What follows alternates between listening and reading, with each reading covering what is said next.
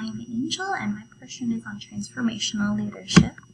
Transformational leadership is defined as a leadership approach that causes change in individuals and social systems.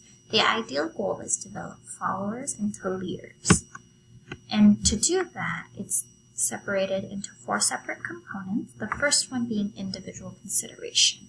The leader would have to assess the follower's needs and concerns to make sure that the leader can provide and support what that follower would need to attain their next goal. They want to be the guide. They want to be able to help kickstart self-development and motivation in that follower, because, the ultimate goal is to make sure that the follower can then become the leader.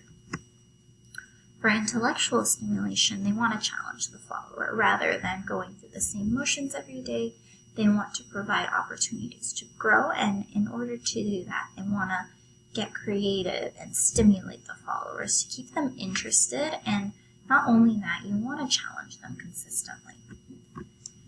The next one being inspirational motivation. So through challenging them, you want to set standards for them. You don't want to just challenge them just for the sake of challenging them. You want to set long-term, short-term goals and communicate throughout the process, because, when you communicate, we can see, short-term goals. Are we attaining them? Are we achieving them? Are we setting our goals too high? Are we setting them too low?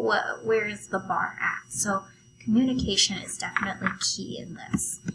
And then as a leader, you would need an idealized influence. You have to be the role model.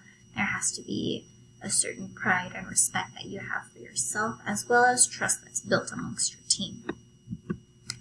The advantages to this type of leadership style are, amazing communication skills, because consistently throughout this leadership process, when you're acting as the guide, you want to make sure that you're communicating with your team consistently to see where they're at.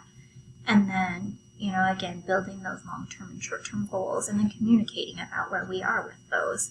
And that builds strong teams, strong networks, making sure that everything is good and together.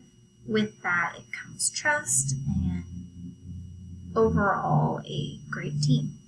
The disadvantages is with transformational leadership, you have to have a sort of base in order to maintain that structure. So if, for example, a follower didn't have any goals or didn't know what they were good at or they weren't good at, it would take a lot more time and effort to kind of develop what they would want and need. Whereas if the follower already knew what they wanted and they knew what they were going for, they could just kind of build off from there. So that was the only disadvantage. In closing, the 3 of us have decided that transformational leadership is probably one of the stronger forms of leadership in this presentation, just because there is a lot of research and backing to back up the effectiveness of it. And, and from the presentation, we can see that it's a process from the beginning stages to the end stages, which is really good. We want to make sure that, we're able to follow up all the way through, and transformational leadership seems to be the type of leadership that does that. Thank you.